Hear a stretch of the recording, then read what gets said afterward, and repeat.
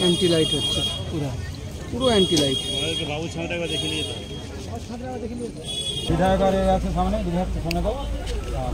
জল কমছে না বাড়ছে? এখনো কমছে না।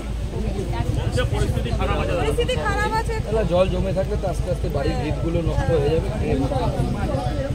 তাড়াতাড়ি জলটা নামে তাহলে পরে বাঁচোয়া, না আবার জল নামার পর তখন অসুখ বিসুখ পারবে। এখন থেকে জিওলিন রেডি করা সব। যখন জলটা নামবে না তখন এই অঞ্চলটা আমাদের, যার জন্য এই ঢুকলো কোনো কারো কোনো সহযোগিতা নেই। নিজেরা গাড়ি নিয়ে যাচ্ছে, লোক নিয়ে গিয়ে মাছে কেটে বস্তা ভরে নিয়ে এসে সব কাল থেকে ঘুম নেই আমার। আমি এখন পালিয়ে গেছে এখানে তো নাই, 5 মিনিটের মধ্যে পালিয়ে গেছে।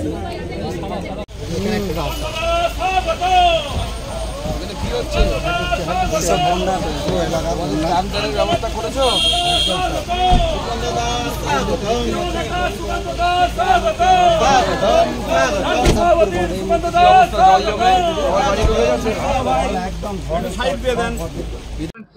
মুখ্যমন্ত্রী প্রতিবারই বলেন, আগের বছরও বলেছিলেন, তার আগের বছরও বলেছিলেন। তো মুখ্যমন্ত্রী তো নতুন কিছু বলছেন না, বরাবরই বলেন ম্যানমেড বন্যা। কিন্তু প্রশ্ন হচ্ছে যে ম্যানমেড বন্যা যখন হবেই আপনি জানেন, তা আপনি বিগত 1 বছরে কি প্রস্তুতি নিয়েছেন? আপনার প্রস্তুতি কি ছিল? মুখ্যমন্ত্রীর জন্যই বন্যা হচ্ছে, ওনার দ্বারাই তৈরি বন্যাটা। কারণ উনি যদি কংসাবতীর বাঁধকে ঠিকমতো মেরামতির ব্যবস্থা করতেন তাহলে এই অবস্থা হতো না। যে পরিমাণ জল তেনুঘাট বাঁধ থেকে ছাড়া হয়েছে ডিবিসির দ্বারা, সেই তেনুঘাট হচ্ছে ঝাড়খণ্ডে অবস্থিত। সেই তেনুঘাটের মুখ্যমন্ত্রী তো আমাদের মুখ্যমন্ত্রীর বন্ধু, তার সাথে কথা বলা উচিত ছিল তার।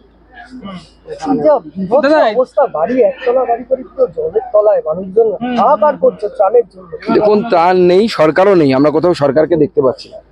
আমরা একটু আগে এক জায়গায় 81 নম্বর মৌজাতে দাঁড়িয়েছিলাম, সেখানে আপনারা সবাই দেখেছেন, সাধারণ মানুষ বলছে যে আমরা গ্রামের লোক রাত জেগে কোন রকমের বাঁধটাকে রক্ষা করেছি, নাহলে এখানেও বাঁধ ভেঙে যেত, জলে প্লাবিত হতো গোটা এলাকা। একদিকটা প্লাবিত হয়েছে, এদিকটাও প্লাবিত হয়ে যেত।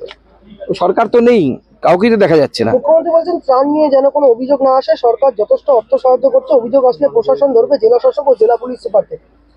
দেখুন, উনি কাকে ধরবেন জানি না, কিন্তু আমরা তো কোথাও সরকারকেও দেখতে পেলাম না, তৃণমূল কংগ্রেসকেও কোথাও দেখতে পেলাম না। তিনি আরো বলছেন আমাদের বিধায়ক, আমাদের সাংসদ যেখানে যেখানে আছে, এখানে আমাদের বিধায়ক আছে, সে রাস্তায় আছে, আমাদের জেলা সভাপতি রাস্তায় আছে, কিন্তু আমাদের অন্যদের কাউকে দেখতে পাচ্ছি। চলো একটাই প্রশ্ন, যে ভোট আসলে শুধুমাত্র ঘাটালে যে এই জল যন্ত্রণা, সমস্ত রাজনৈতিক নেতারা আছে, রাজ্য কেন্দ্র, তারা কিন্তু প্রতিশ্রুতি দেয় মাস্টার প্ল্যান, এবারে হলো না, মানুষ কিন্তু প্রচুর সমস্যায় পড়েছে, সেটা নিয়ে কিছু বলুন না।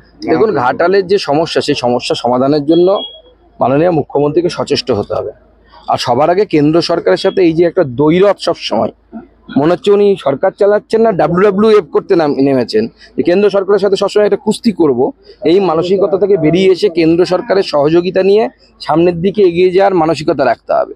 সেটা তো বাংলার মানুষ শুধু ঘাটাল মাস্টার প্ল্যান না, বিশ্বকর্মা যোজনা বাংলার মানুষ পেল না, 70 বছরের উপরে আয়ুষ্মান ভারত গোটা ভারতবর্ষ জুড়ে চালু হয়ে গেল, পশ্চিমবঙ্গ পেল না।